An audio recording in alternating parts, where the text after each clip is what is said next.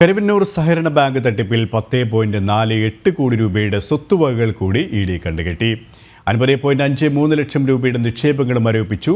117.87 കോടി രൂപയുടെ സ്വത്തുവകകൾ ഇഡി നേരത്തെ കണ്ടുകെട്ടിയിരുന്നു. അനധികൃത ലോണുകൾ സംഘടിപ്പിച്ചവരിൽ നിന്ന് CPM സംഭാവനകൾ കൈപ്പറ്റിയിരുന്നു.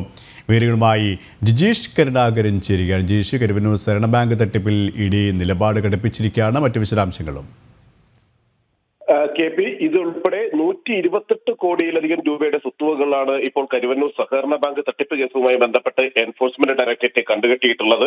സ്വത്തുവകകൾ ഭൂമിയും അടക്കമാണ് ഈ കണ്ടുകെട്ടൽ പൂർത്തിയാക്കിയിട്ടുള്ളത്. നേരത്തെ 2 തവണകളിലായി സ്വത്തുക്കൾ കണ്ടുകെട്ടിയിരുന്നു. അതിന്റെ തുടർച്ചയായിട്ടാണ് നടപടി.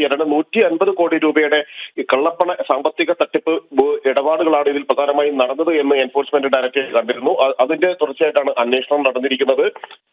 അടുത്ത വൈകാതെ തന്നെ കുറ്റപത്രം സമർപ്പിക്കുന്ന ഒരു നടപടിയിലേക്കാണ് എൻഫോഴ്സ്മെന്റ് ഡയറക്ടറേറ്റ് കടക്കുന്നത്. അതിന് മുന്നോടിയായിട്ടാണ് കൂടുതൽ സ്വത്തുവകകൾ ഇപ്പോൾ കണ്ടുകെട്ടിയിട്ടുള്ളത്. പ്രത്യേകിച്ച് വലിയ തുക ബാങ്കിൽ നിന്ന് ലോൺ എടുത്ത ശേഷം തിരിച്ചടവില്ലാതെ ബാങ്കിനെ കബളിപ്പിച്ച ആളുകളെ കേന്ദ്രീകരിച്ചായിരുന്നു അന്വേഷണം.